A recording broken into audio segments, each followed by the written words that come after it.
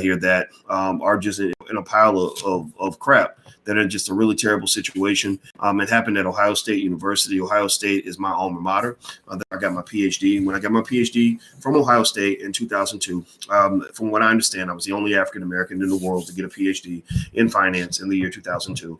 And I got it from Ohio State. So I am a part-time Buckeye. Part of me is a Buckeye. Part of me is not. And so this morning I woke up, and first thing I see is I get a story from a friend of mine by the name of Stacy Cook. And Stacy sends me over a story about two brothers from Ohio State that got caught up in a terrible, terrible, terrible situation. Now, let me go ahead and just break some of the story down.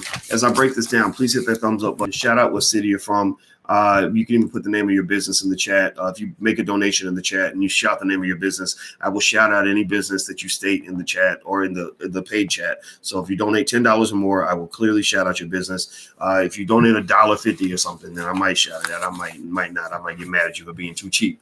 But I'm kidding. But anyway, that's how it's going to go today. That's how it works. So let's get it cracking. All right. So hit the thumbs up button. All right. So here's the story on Yahoo News. I'm going to read it to you guys so that we can kind of dissect this. The media, when black men are accused of things, the media doesn't dissect in a fair way. The media doesn't provide transparency. The media does not tend to provide fairness. The media does not tend to believe in justice. The media does not tend to believe, in basic ideas like, innocent until proven guilty. This does not apply for black men. These two black men who are accused of a terrible crime, by the way, a terrible crime, sexual assault. Basically, they're accused of pretty much doing what Cardi B confessed to in public, right? Because remember, Cardi B confessed to drugging men and then having them assaulted. But these men, I don't know if they drugged anybody allegedly or what, but they were accused of one of the most terrible crimes you can be accused of. And so as soon as the accusation came out, their mugshot is in national media. Their mugshot's in national media. So first question I want to ask you is this. If you get accused of a crime and it's based on what somebody says you did, let's say that there's no evidence whatsoever. The media didn't mention any evidence. So I'm going to assume that what they mention is what's out there. I don't know. Maybe there's more. Maybe they haven't told us everything. I don't know. But think about this. If you imagine you have a job, let's say you work at UPS or something. And imagine if your neighbor decides to accuse you of doing something terrible, like you shot their dog or you touched their child, right? And if they go and arrest you and book you, and then they put your picture in the national media, in the national newspaper on CNN, do you think that would affect your life? Like, do you feel that you would suffer significant, irreversible, negative consequences from the fact that they put your face in national media? I'll wait for your answer. Yes or no? Yes or no? How would you feel? Would you think that you imagine it was you? Do you think that if somebody just accused you, right? No evidence, no proof. Let's say they were just butt-faced lying. They're butt-faced lying. But because they're the victim, nobody really questions the victim, at least not initially. The media doesn't question the victim. Do you think that if they were to put your face in national media, do you think that would affect your life in a negative way? Do you think that you might lose your job? Do you think that you might lose your reputation? Do you think that you might suffer irreversible? I'm not talking about reversible consequences. Maybe there's some things that can be reversed. But would the damage be irreversible to the point where 20 years later, even after you've proven yourself innocent, it still wouldn't matter because you would be labeled for life? Yes or no? So I want to make that point real clear from the jump as we talk about what's going on with this case. Involving these two former Ohio State University football players. The brothers' names are Amir Riep and Jahsen Wint. And now here's what Yahoo Sports is saying. It says a grand jury indicted two former Ohio State football players on Friday on charges of rape and kidnapping after authorities said they held a woman against her will and raped her earlier this month. Defensive backs Amir Riep and Jahsen Wint were kicked off the team last week after their February 12th arrest. So once they were arrested, they lost their football career. So they've dedicated their lives to football. They now can't play anymore.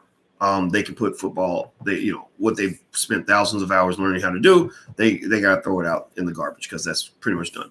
The indictment was announced by Franklin County Prosecutor Ron O'Brien, who said each man faces 33 years in prison and registration as a sex offender if convicted. Both previously pleaded not guilty to preliminary charges. Their next hearing is March 6th. Attorneys for both say their clients are innocent.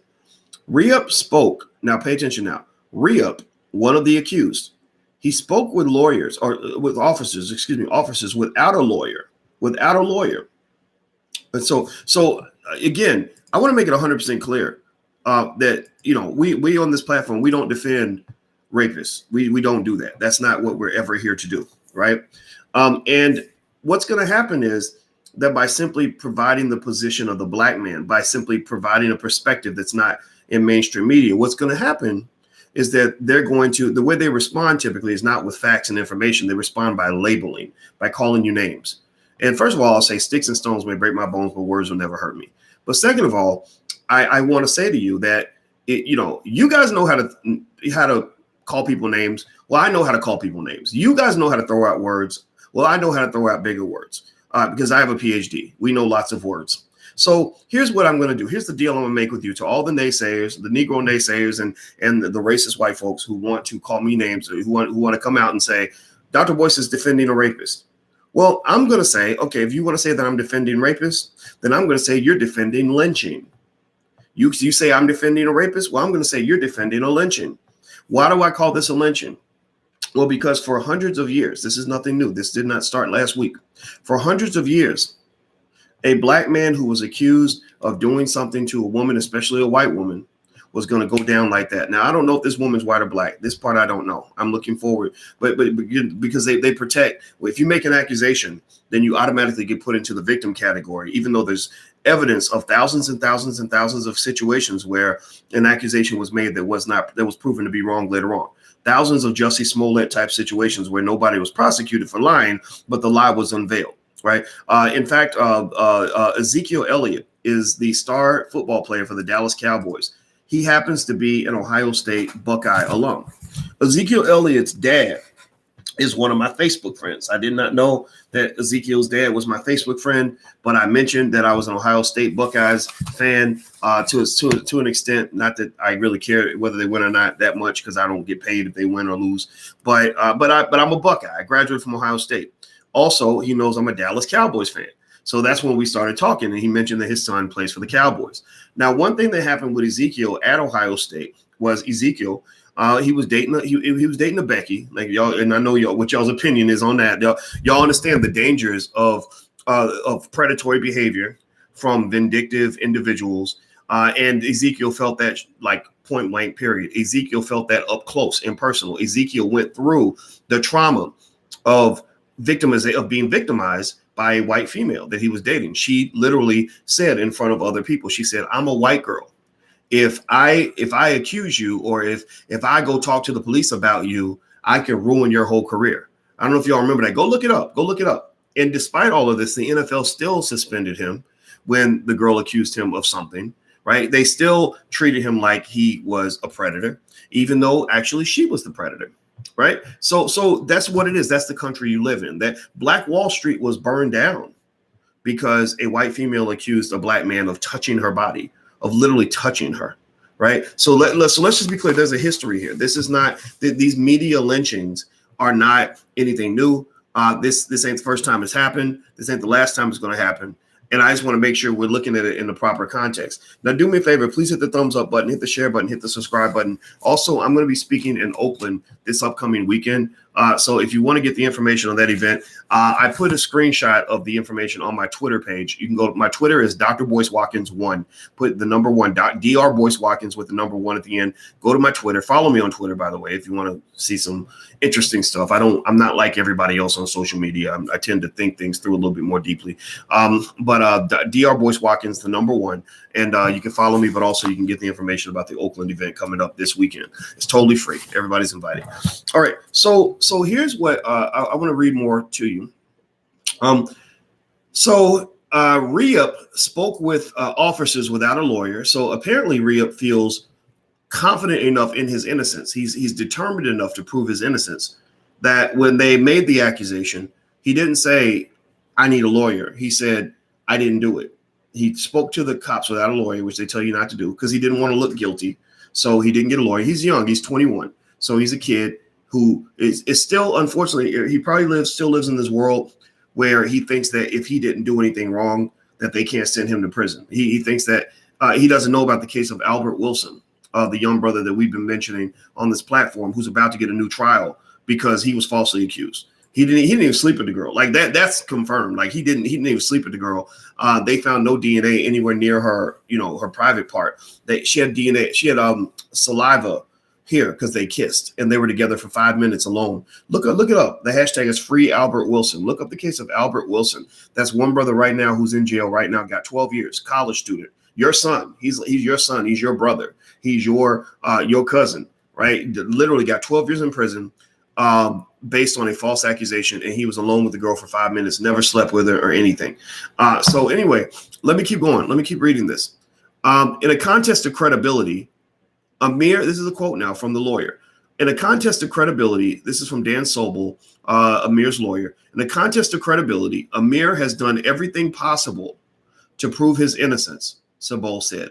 If there is a silver lining to this indictment, it is that we will have the opportunity to prove his innocence in the court of law.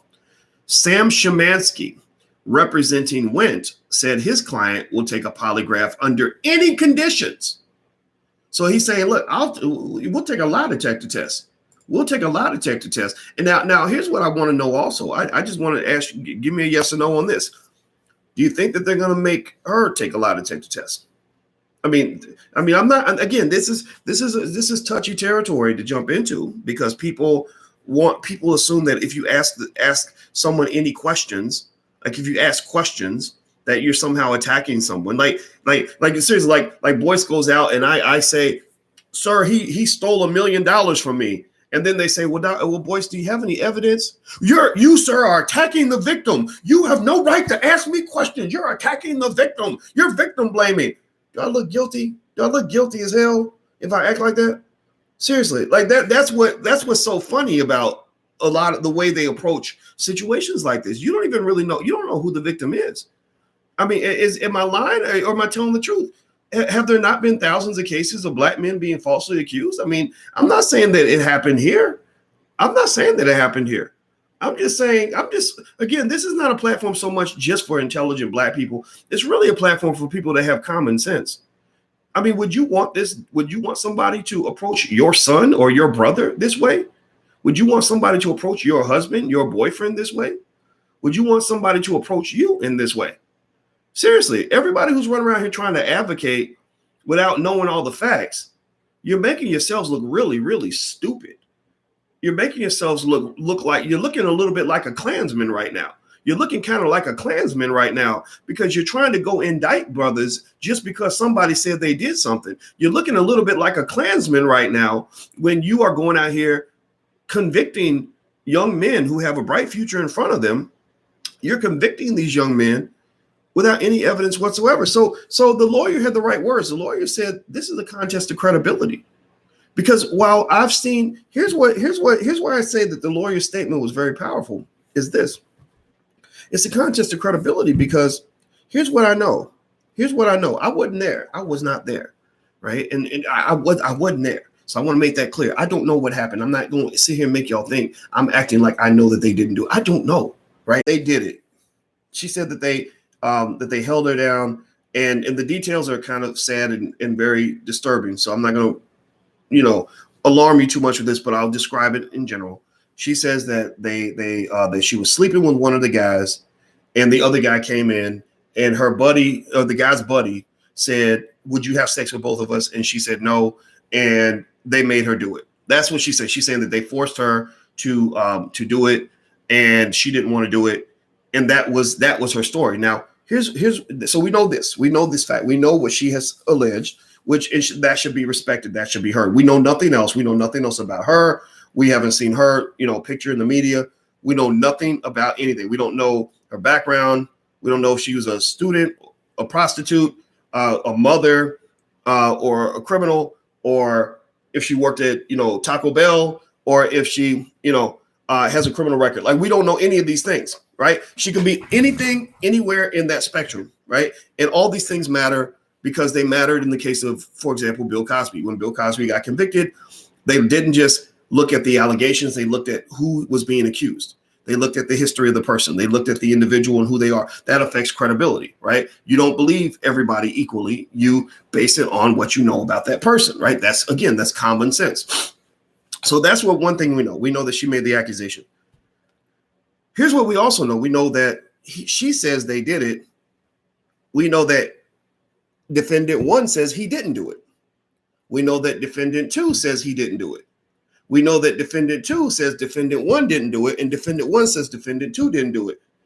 Now, again, obviously, this is biased information, right? If you commit dirt with somebody, you ain't going to snitch on the person that you committed dirt with, right? We know this. But we also know that there's this thing called eyewitness testimony. And if I say, well, I was there and I know he didn't do it, I know that she was sleeping with him, I know what was going on, right? My honest question would be, why do those words not matter to you as much as her words? Like, why do my words, why is it that we can say 8 things and you'll ignore the 8 things that we say, but you'll only pay and you'll override the 8 things we say with the one thing she said? She said one thing. Again, now the media, mind you, I'm reading the media stories, and I told everybody I want you to think critically about this. I said, in this story, is there any evidence presented anywhere that they did this? Like, where's the evidence? I'm always looking for the evidence. And one thing you'll notice about the media, the white media, particularly on cases like this, they almost never present evidence. They almost never present any evidence. Even when Kobe was accused many years ago, there was no evidence. To this day, there's no evidence. To this day, there's nothing. The only evidence they had was that she had, all that semen in her panties, and that she was on medication for schizophrenia, and that she tried to kill herself 2 or 3 times right before she met Kobe, and that she did lie to the police. Like, that's the only thing we knew. There is no evidence that Kobe did anything, right? Now, so evidence has to mean something. So let me keep going. I'm revealing the media bias and the conspiracy, the RICO charge. RICO is a conspiracy charge, where the RICO Act, where you're working in concert to do harm to another person. So right now, I'm going to indict white media on a RICO charge right now, that shows that they conspire, they work together to paint a specific image of the black man before the case even begins, right? And that is in complete contradiction to one of the fundamental American principles we came to believe, which is supposedly innocence till proven guilty. You're supposed to be innocent till proven guilty, but once they slap your mugshot on national media and say, what you're accused of, you're done. You're fried. It's over. Coaches didn't say, well, and I'm gonna get to that in a minute. Let me keep reading. The coach of the football team, Ryan Day, who makes several $1 million a year. Let me see. What is Ryan Day's salary for coaching Ohio State? Ryan Day's salary. What does he make off the hardworking Negroes at Ohio State? Let me see. Ryan Day's salary is his compensation includes $850,000 base salary, $2.39 million for annual media promotions, public relations, and $1.25 million more from Ohio State's contract with apparel sponsor Nike. So let's add that up. He makes $4.5 million a year to coach the Ohio State Buckeyes football team, which is majority black. Now, how much do the players make again? I can't remember. I forget. What are the players? The players go out. They put their lives on the line for this coach. They get brain damage from taking hits to the head for this coach. The majority of them have brain damage. They could easily be paralyzed and in a wheelchair for life for this coach. How much do the players make again? I can't remember the salary. What is it? It rhymes with Negro. It rhymes with Negro. It's zero. That's it. It's zero. Yeah, zero. So the Negro makes zero, and the coach makes $4.35 million a year, right? So I just want to make that clear. So they go to the coach, right? The coach who's making $4.35 million a year off of the unpaid guys that go on the football field, putting their lives on the line. Let's see what the coach says. Now, did the coach come out and issue a balanced statement? Like, did he say, this is a terrible allegation. If it's found to be true, we're definitely going to deal with this. But until the process plays itself out. We don't want to deny these young men due process. We don't want to ruin their careers and take away everything they work for just because they might have been victims of predatory behavior. Did he say that? Let's see what the coach says. Let's read the coach's statement here. Let me see if I can find it. Find Mr. Ryan Day's statement. His statement is, drum roll, please hit the thumbs up button, by the way, so we can, I want more people to see this conversation so that they can actually hear all sides of the story. Because the white media, again, I indict them on the RICO charge. They conspire to paint a specific image of the black man in media. We're not defending rapists. If you say I'm defending a rapist, then I say you're defending a lynching. So if you say I'm defending a rapist, I say you're defending a lynching. So before I answer to your accusation, you got to answer to mine, because history supports me. You have no history to support your accusation against me as a black man speaking up in defense of their right to due process. I'm not defending their right to assault anybody. I'm not saying I was there. I'm saying you weren't there, right? But listen to what the coach says. Here's the coach's statement. Okay, so the coach's statement is, Here we go. Coach Ryan Day said in a previous statement that he dismissed Riep and Wint from the team. So first thing he did was he kicked him off the team, right? So think about this, right? It's like, hey, coach, somebody accused me of something. I didn't do it. My homeboy says he didn't do it. I took a polygraph test. I took a lie detector test that proves I did not do it. Like the lie detector test, I even spoke to him without a lawyer because this is crazy, coach. I mean, this lady, she accused me of something. I didn't do it, right? What does the coach do? First thing he does is he kicks them off the football team. First thing he does is says, my God, I need, you were my money-making Negroes before. You were the horses that I rode all the way to the millionaire factory. But now I got to get myself as far away from you as I possibly can because you've been accused of this terrible crime, right? Because you might have been a victim of somebody who told a lie on you, because you might have been a victim of predatory behavior, I'm going to punish you for possibly being a victim because I think you might be a predator. Again, what if it comes out? Because this has happened thousands of times before.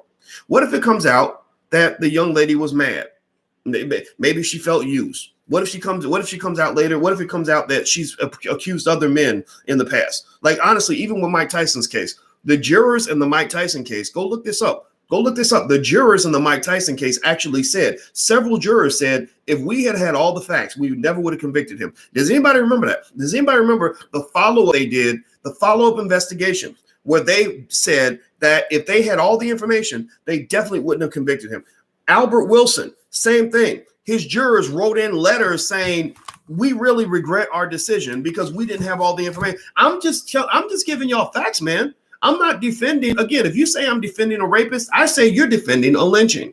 Again, seriously, like, does anybody know this? Yes or no? Give me a yes or no. If you knew the facts surrounding even Mike Tyson's case. Mike Tyson got convicted the minute the accusation came out. And they said later on that her ex-boyfriend, who was a white guy, was calling the court and calling the FBI and calling the police and calling the media and saying, I need to tell my story because she falsely accused me. She slept with me. She felt guilty because she was like a Bible thumper type girl, and she didn't want her daddy to think she was a hoe. So she went and told her daddy he raped me. Like, they'll throw around rape accusations like it's free candy. Like, seriously.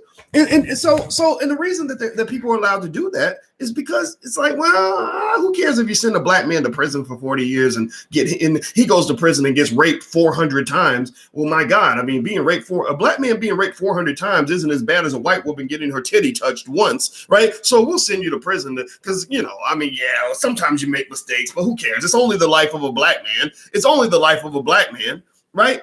So let me keep going. Hit the thumbs up button. Please hit the thumbs up button. So here's what the coach says. So first thing the coach did, actions speak louder than words. So the first thing the coach says in response to this, these are your ride or dies. These are the guys who are willing to risk paralysis for you. These are the guys who are working for free for you, making you millions of dollars. These are the guys who have brain damage most likely because of you. Do you stand by even just their right to due process? No. First thing you do, you kick him off the team. Second thing you do is here's his quote. He says, I am not making any statement on the criminal charges, but it is clear they did not live up to our standards and my expectations. What the fuck was that. Is that all you got for your homies? Is that all you got? Now, I'm here to make a statement to anybody who plays football for Ohio State University or is even thinking about playing football for Ohio State University. This is coming from an alumni. I got my PhD at Ohio State University. I wanted Ohio State to play in the national championship against LSU. I, too, was very upset when the quarterback miscommunicated with the wide receiver and threw that interception in the last 3 seconds of the game that cost them the chance to play in the championship. I am that guy right now because I am a huge football fan, and I am here to say that that was about the most fucked up statement that anybody could make, and that if you are thinking about playing for Ohio State University and you are a black man, then you are asking to be lynched, because this man is showing you right now that he does not on any level have the balls to even stand up for your right to due process. He won't even stand up for your fairness. He won't even stand up to just say, hey, we don't know what happened, but we're going to let it play out. We're going to go and investigate. We're conducting an internal investigation. We have no comment at this time. He didn't say none of that. He didn't say, well, you know, the court of law says you should be innocent till proven guilty. I want these young men to receive due process. So we're not going to make any moves until we review the evidence or until there's a conviction, right? He didn't do any of that. He says, and I'm going to quote it again. There's two pieces to the statement. I am not making any statements on the criminal charges, but it is clear they did not live up to our standards and my expectations.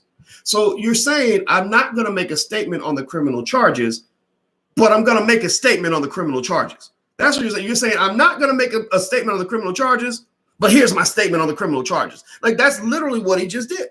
Because when your coach, one of the guys is supposed to defend you on any level, not defend your right to rape people. Nobody would ever do that. Not defend your right to you being, innocent, right? Nobody can do that, right? The court will determine that based on the evidence, hopefully, right? But to at least say, we don't know what happened here. We are going to investigate. And my God, if I find out that this happened in this way, then they will never play football for us again. They will not be affiliated with this university again.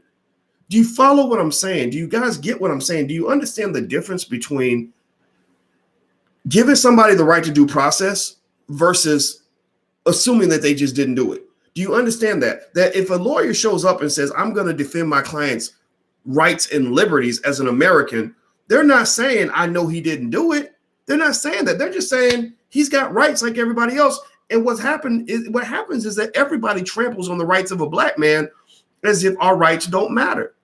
And Alicia asked me, she said, Boyce, why are you so upset about this? Why is this bothering you? I said, because I'm a black man, damn it. This is our lives. Like, if they were doing this to white women, they would end that shit immediately. There is no case you can point to in any level, anywhere. Tell me yes or no. Give me a yes or no. Give me a yes or no. Have you ever seen any case anywhere where a white female was accused of a crime and sent to prison for 40 years with no evidence and convicted from the minute the accusation was made? Yes or no? And there's no evidence at all. Yes or no? Can you think of any crime in the history of this country? Because I can think of 1,000 for black men, right? Can you think of any crime in the history of this country, any situation, anywhere, at any time in the United States in the last 400 years where a white female was accused of a crime and convicted and sent away to prison for 40 years with no evidence and convicted from the minute the accusation was made? There is no example of that. But I can name dozens of examples involving black men that have happened this year. So if you say again, well, once again, I want to preempt this. If you say I'm defending a rapist, if you try to accuse me of defending a rapist, then I'm going to accuse you of defending a lynching, because this is what's happening right now. You're defending a lynching because these guys deserve due process. So let me keep going. Do me a favor, hit the thumbs up button, hit the share button, hit the subscribe button. Reminder, if you want a free e-copy of my book, It Takes a Village to Raise the Bar, please go to drboycewatkins.net. That's drboycewatkins.net. My Instagram is The Real Boyce Watkins. So if you want the real deal on what's going on in the world, follow me on Instagram. It's The Real Boyce Watkins. Also, I'll be in Oakland this week, speaking this weekend. So if you'd like to go and see me in Oakland, you can go to my Twitter. I'll put the information on my Twitter. My Twitter is Dr. Boyce Watkins 1. That's Dr. Boyce Watkins 1. So here's another little interesting twist to the story that's really quite fascinating. After so here's what the lady is with at the house with these guys watching TV. She decides she wants to have sex with one of the guys. So according to her story, which should be heard, her story should be heard, right? We should listen to women. I don't believe in the slogan "believe women" because I also believe, or better yet, if you say believe women, then I say we should believe men too. I just believe in gender equality like that. It is what it is. But so she decides to sleep with one of the guys. She says her story should be told. She says that when she was sleeping with one guy, the other guy walks in, and that the guy she was sleeping with asked her to let the other guy join in. And she says that when she told them, no, I don't want to do that, that's when they forced her to do things she did not want to do. And so she that's what led her to go to the police and everything else. Now, here's what's fascinating. The guys that were accused have a videotape of the young lady on videotape saying that what I did was consensual. They do have a videotape. And now what she says is that after they did this to her, they forced her to make this videotape. So what you're hearing is really, he said, she said. I'm teaching on college campuses for 25 years. I taught my first college class at the University of Kentucky when I was 22 years old. I'm not an average person. I see things on a deeper level than most people do. That's just a gift. That's my black man superpower. And one of the things that I've always spoken on every campus, I taught at Ohio State years ago. I taught finance there. I taught at Syracuse University, Indiana University, University of Kentucky, all that. I taught in China, all that stuff. And one of the things that I've always said is that I wish they would stop encouraging the young students to become alcoholics while they're in college. I wish we would understand what we're doing to young people when we make them think it's okay to go get pissy drunk every weekend and then get involved in God knows what.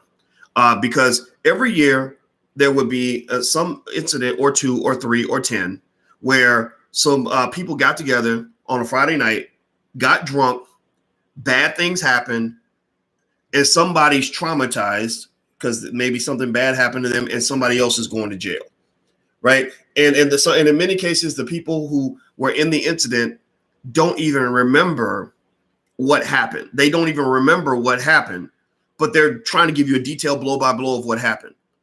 And so in this case, I'd be curious to know if alcohol was involved.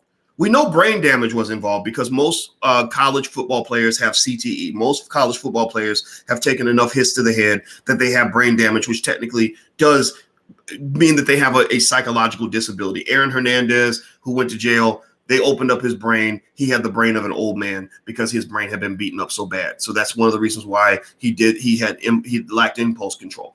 Ray Rice, brain damage. O.J. Simpson, brain damage. 99% of all NFL players have CTE. 99% of the brains they examine have CTE. And most of them have it by the time they get to college, especially if they play at a school like Ohio State, which gives you brain damage in exchange for their money. So guys like Ryan Day can make $4.5 million a year.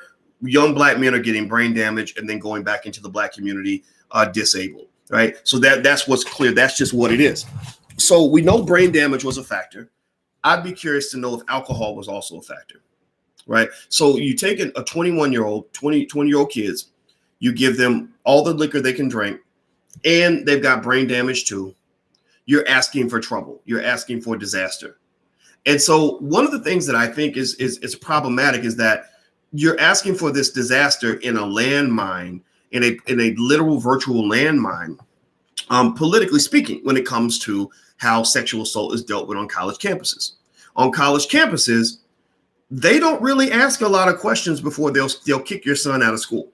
They really don't. A person doesn't have to have evidence to get your son kicked out of school. Albert Wilson didn't even sleep with the girl. Albert Wilson didn't even sleep with the girl, and he went to prison for 12 years. So they don't need a lot of evidence to get your son kicked out of school. So when you got all this liquor mixed with the brain damage, mixed with the fact that they're young and their brains haven't even fully developed to begin with, you're going to have disaster like this after disaster after disaster. So any of you who are sending your kids to college, I encourage you to talk to them about alcohol. I stayed away from alcohol even when I was young because I saw too many of my uncles becoming alcoholics and it bothered me.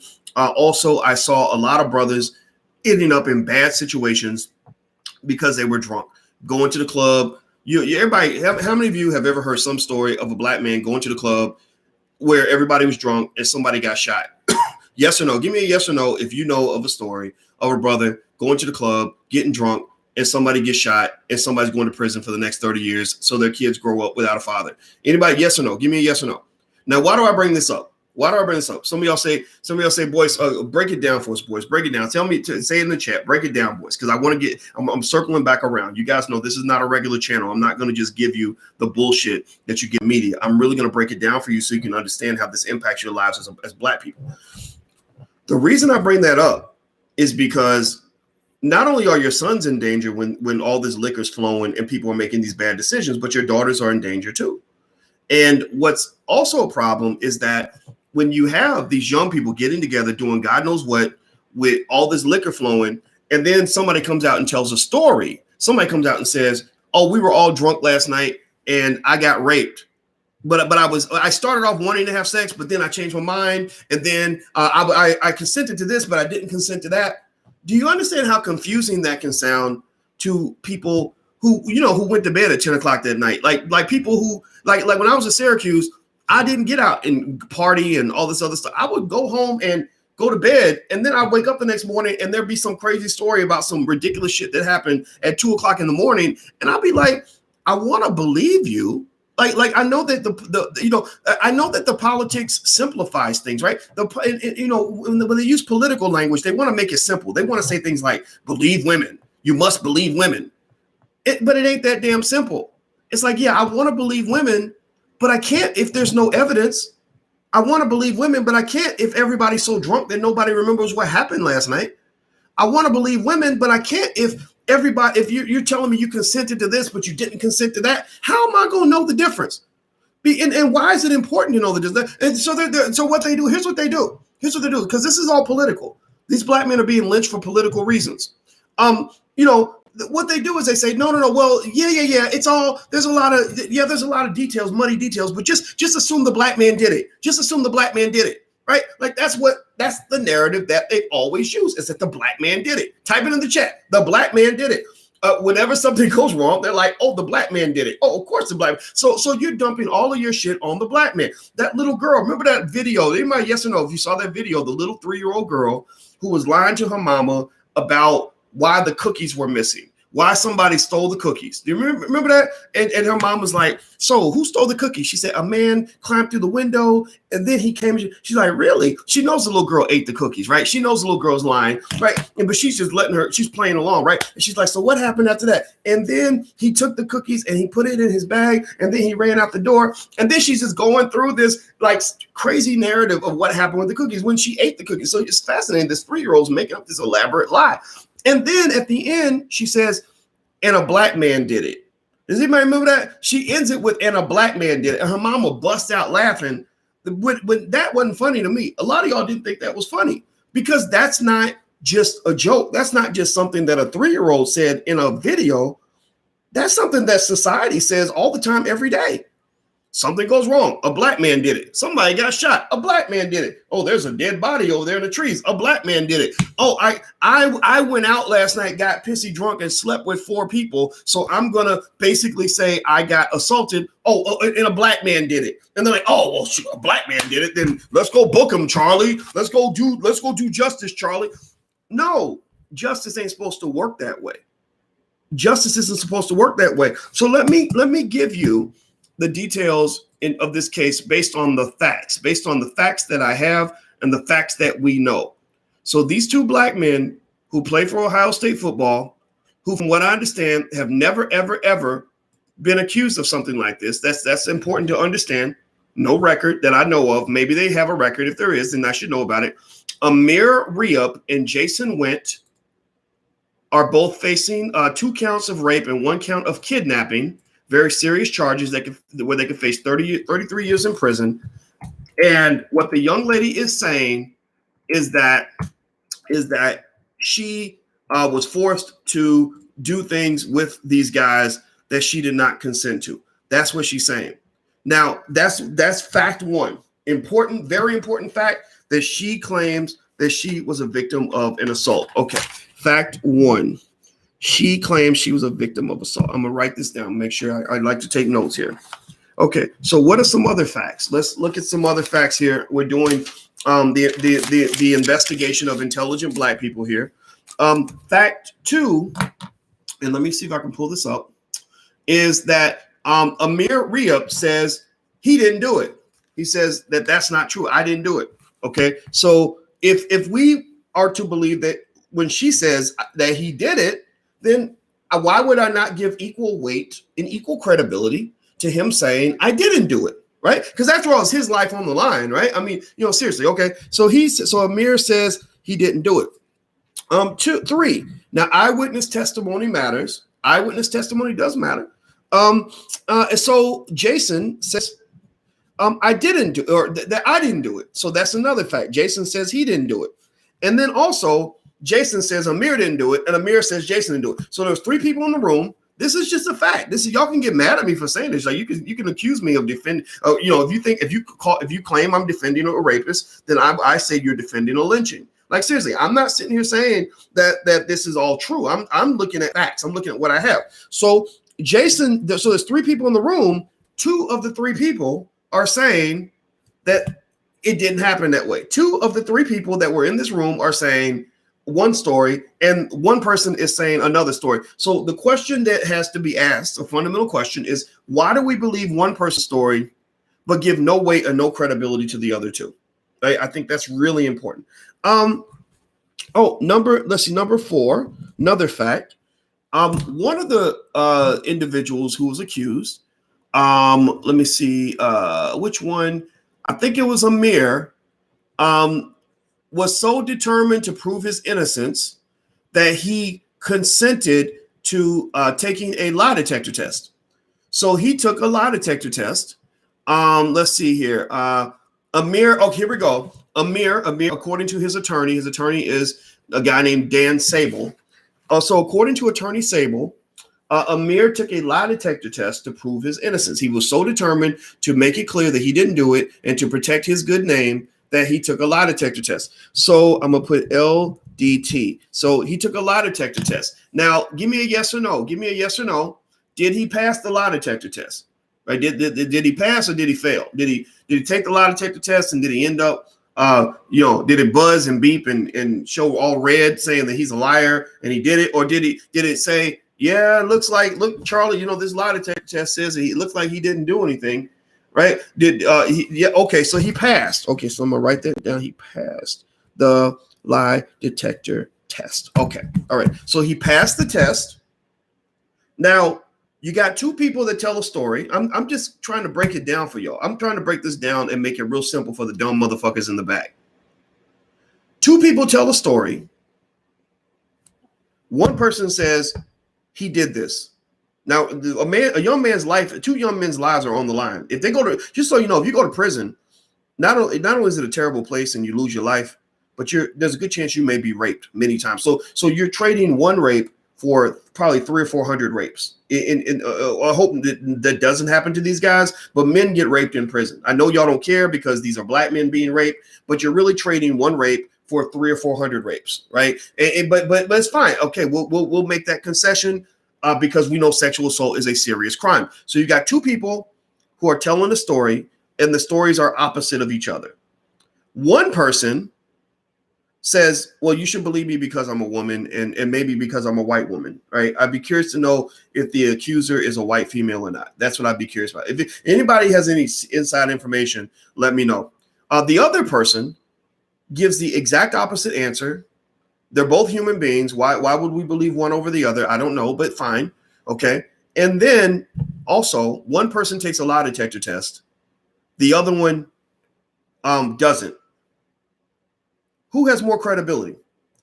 If you and I accuse each other of a crime, if I say he stole my money and you say I didn't, and you say I'm willing to take a lie detector test to prove that I didn't steal Boyce's money, and you take the lie detector test and you pass, and then they come to me and they say, well, he took a lie detector test. Are you willing to take one too?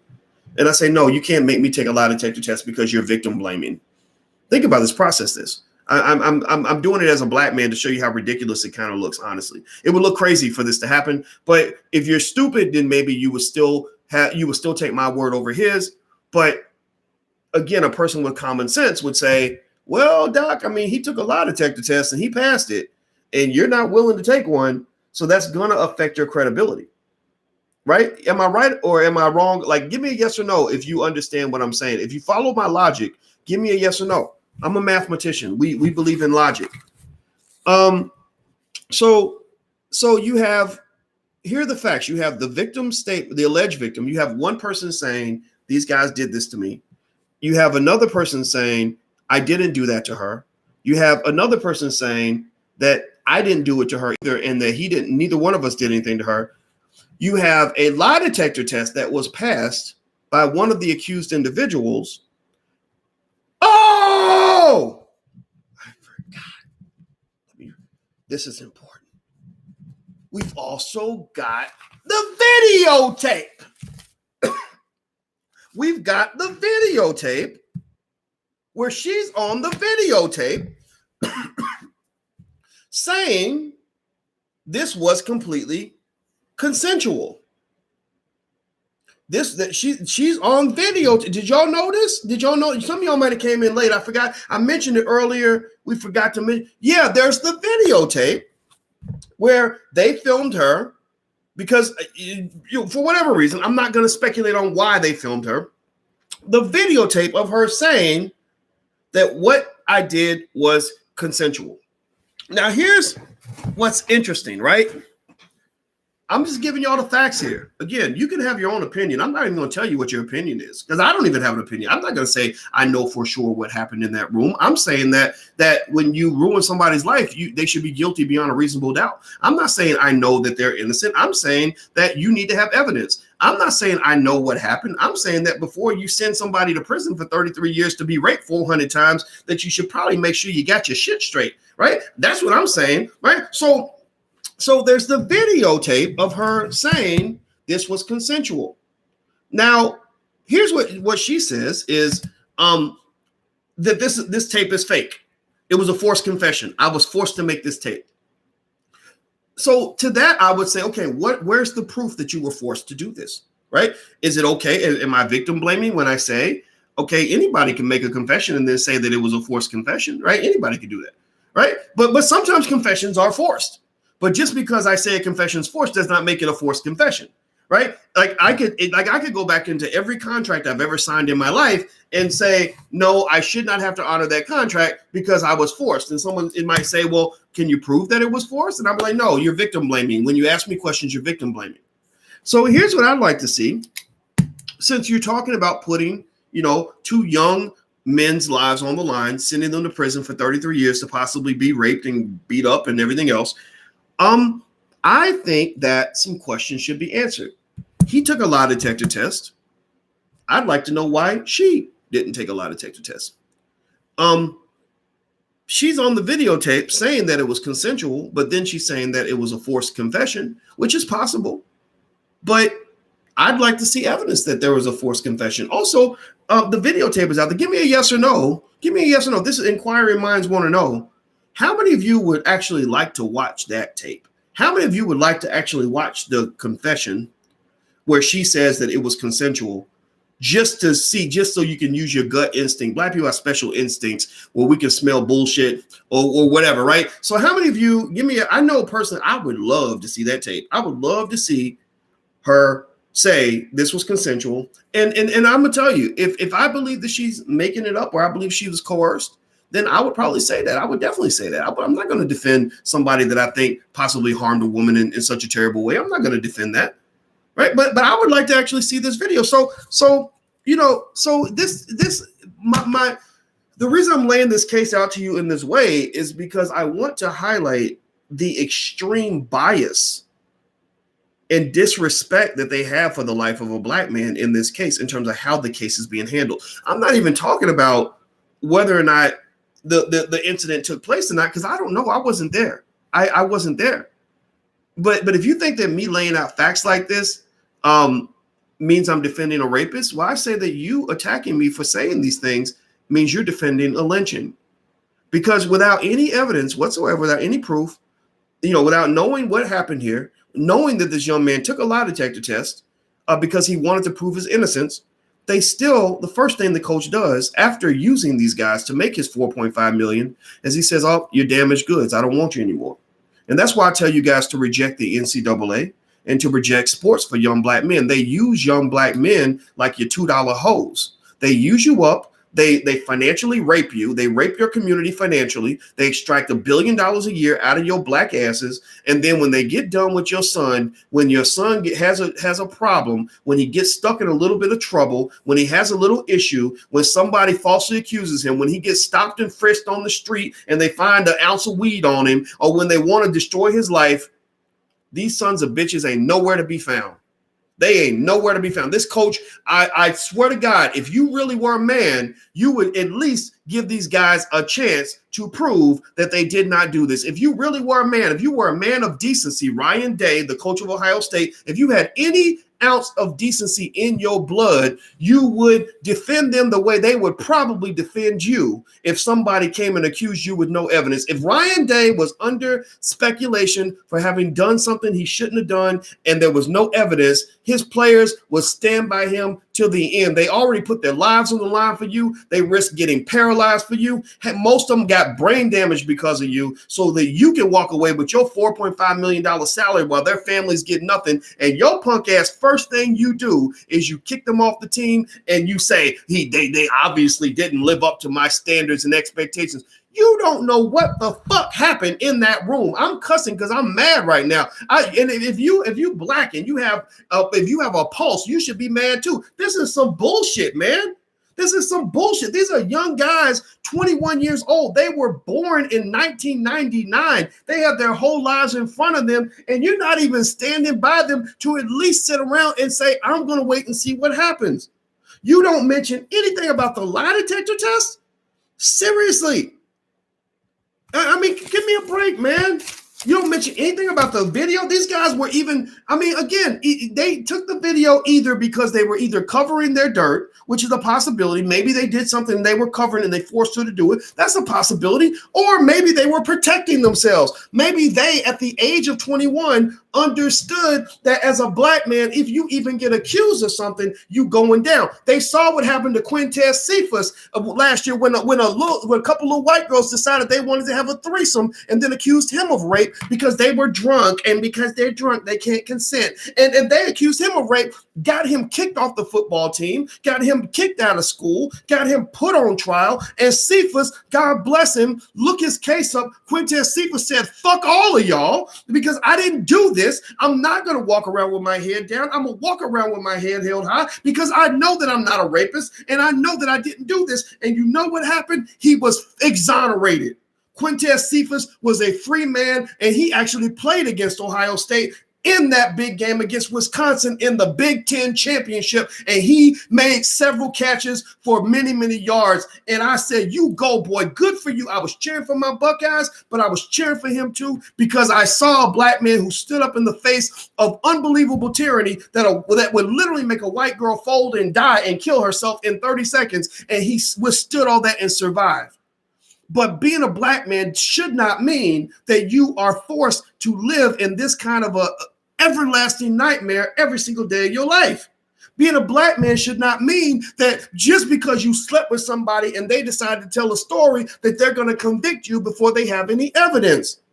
Being a black man should not mean that you have to deal with what Kobe Bryant dealt with, who lived a squeaky fucking clean life. Kobe Bryant's life was a squeaky clean. I mean, and he's an LA Laker. When you're an LA Laker with $100 million in the bank, there's a whole lot of situations you could easily get caught up in. There's a whole lot of situations that you're being baited into. There's a whole lot of women throwing themselves at you, trying to get you caught up. And Kobe avoided all of that and lived as squeaky clean of a life as any professional athlete ever has. And they still want to act like he's a rapist. And Gayle King's old funky doghead ass is the first one out there doing the dirty work. She's the first one out there bringing the rope to the lynching. She's the one out there who's serving as the executioner to do the dirty work for CBS. And people are not outraged over this. You should be mad about this.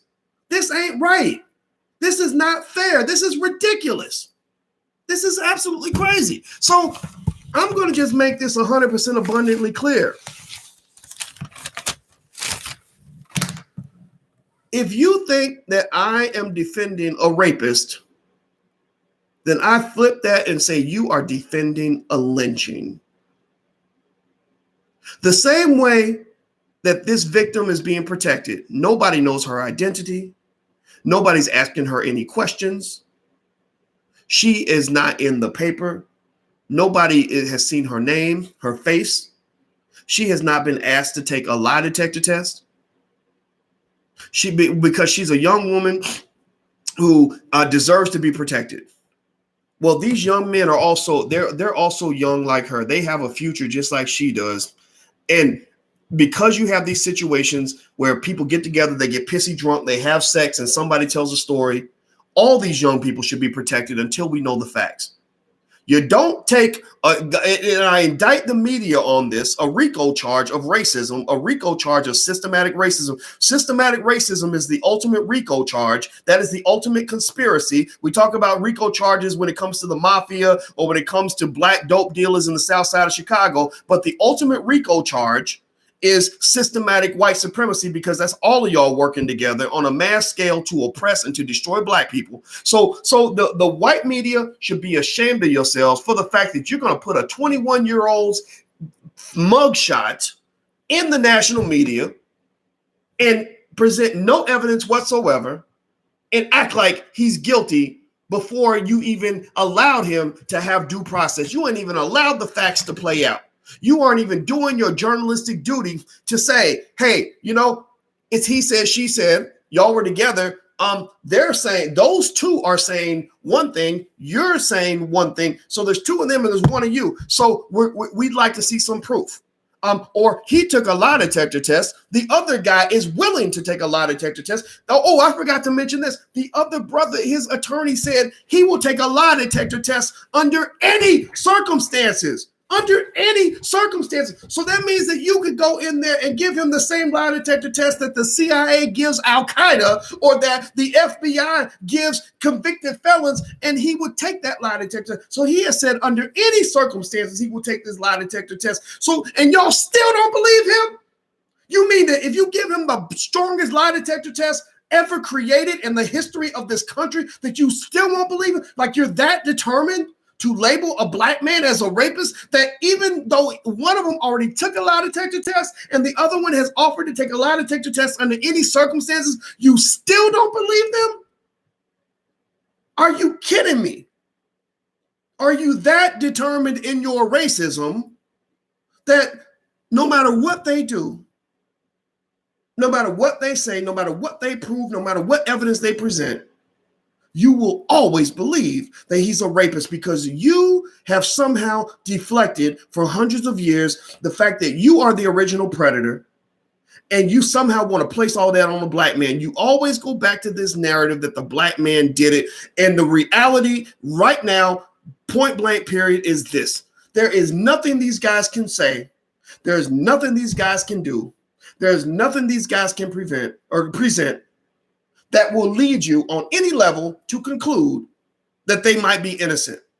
There's no way in your warped little fucking racist ass mind that you could possibly fathom that these guys might have been victims, because you can't see a black man as a victim. You only know how to see a black man as a predator. That is your default response to everything. And that is why we hate your asses half the damn time.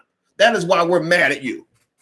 So Ryan Day, coach of Ohio State University, if you are a black parent who has a child that is thinking about playing for Ohio State, you need to take that damn letter they sent you and rip that shit up right now. If you are an alumnus of Ohio State, if you are a football fan, if you are a young brother playing on that team, you need to watch your back, because if the shit hits the fan, he will not go to war with you. He will not defend you. He will not protect you.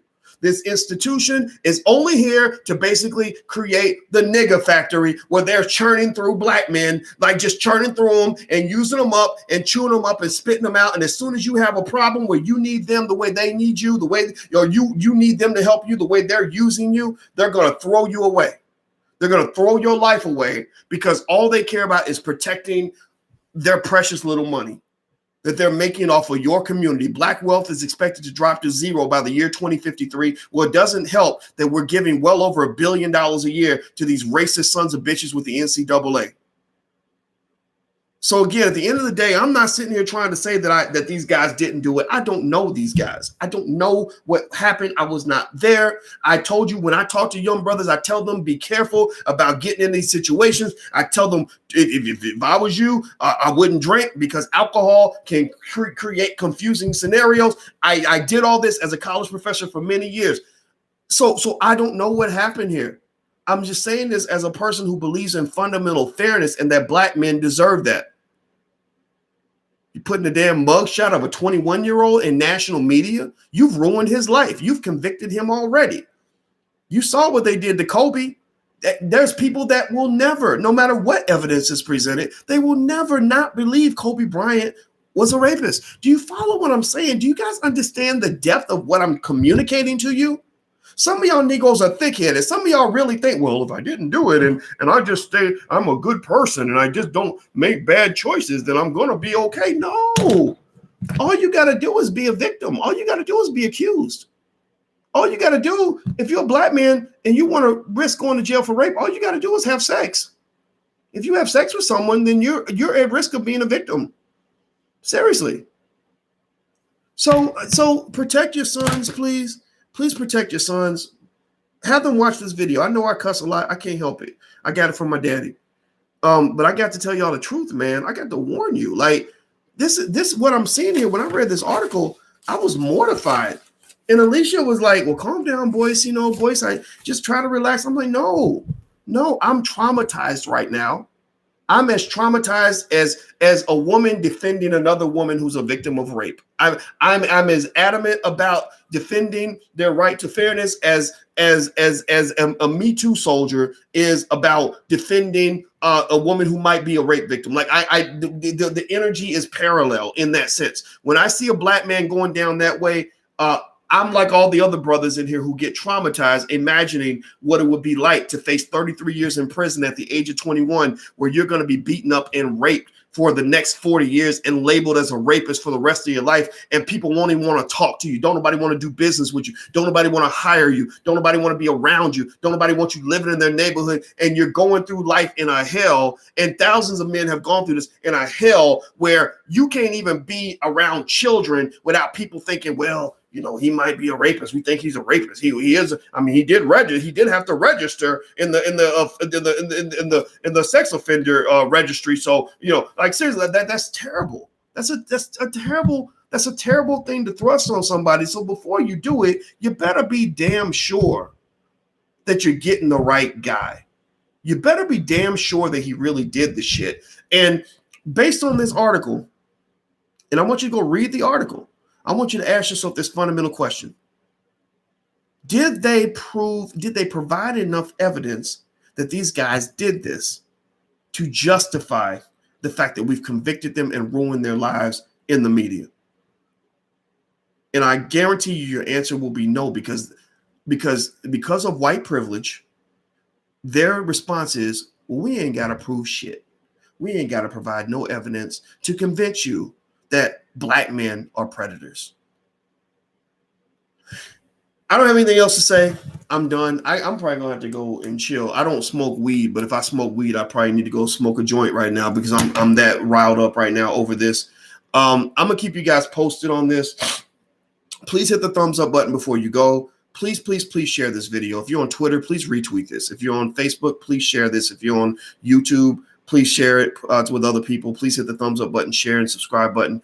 Also, I hate being one of the lone voices in the woods, but I don't see anybody else having these conversations, especially not in mainstream media. So we're trying to grow this platform. So if you'd like to help us grow, we'd love to have you as a subscriber at intelligentblackpeople.com. That's intelligentblackpeople.com. One more reminder, I'll be in Oakland this weekend. So if you want to come to our financial seminar in Oakland, I did get my PhD in finance from Ohio State. So I'm going to do a financial seminar in Oakland. It's free to the public. So if you'd like to come, you can go to my Twitter. My Twitter is Dr. Boyce Watkins, the number 1, Dr. Boyce Watkins 1. The information is on my Twitter account.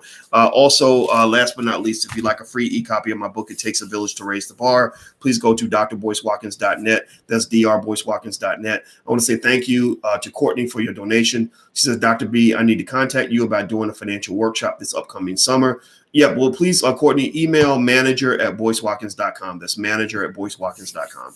And she can, my manager can get you all set up. So I'm out of here, guys. Take care. Have a good day. And I look forward to seeing your comments. I'll talk to you soon. Peace.